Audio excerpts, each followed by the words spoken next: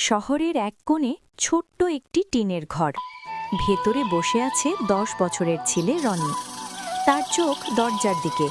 বাবা কখন আসবে? বাইরে প্রচণ্ড বৃষ্টি। বৃষ্টি পড়লে রনির মনটা অদ্ভুত রকম ভারী হয়ে যায়, কারণ বৃষ্টি মানেই বাবার ভিজে ফেরা। রনি ফিসফিস করে বলে, বাবা আজ আবার ছাতা ছাড়া গেছে। রনির বাবা শফিক একজন দিনমজুর। প্রতিদিন কাজ না করলে ঘরে চাল আসে না। আজ কাজ শেষে কেউ একজন শফিককে বলেছিল, এই নাও, একটা ছাতা কিনে নাও।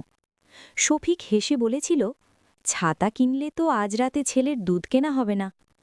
সে টাকাটা পকেটে রেখে ভিজতে ভিজতেই বাড়ির পথে রওনা দেয়।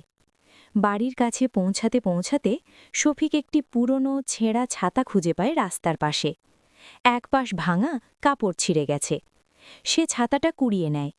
নিজে ভিজে, কিন্তু ছাতাটা মাথার উপরে ধরে রাখে, কারণ ছাতার নিচে সে লুকিয়ে রেখেছে রনির জন্য কেনা ছোট্ট দুধের প্যাকেট।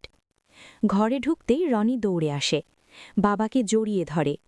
হঠাৎ দেখে বাবার শরীর কাঁপছে, ঠোঁট নীল হয়ে গেছে। রনি ছেঁড়া ছাতাটা দেখে জিজ্ঞেস করে, বাবা, এই ছাতাটা তোমার?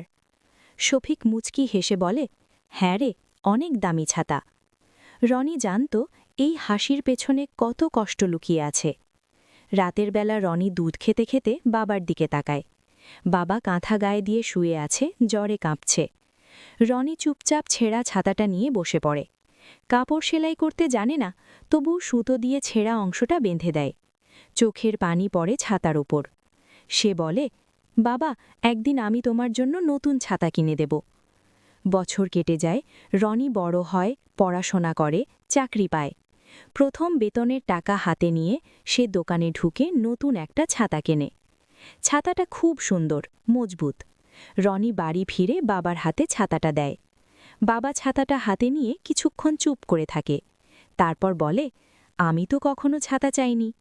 রনি চোখ ভিজে বলে, কিন্তু বাবা, তোমার ছেঁড়া ছাতাটাই আমাকে মানুষ করেছে। বাবা ছেলেকে বুকে টেনে নেয়। যে মানুষ নিজের কষ্ট লুকিয়ে সন্তানের স্বপ্ন বাঁচিয়ে রাখে, সেই সত্যিকারের ধনী।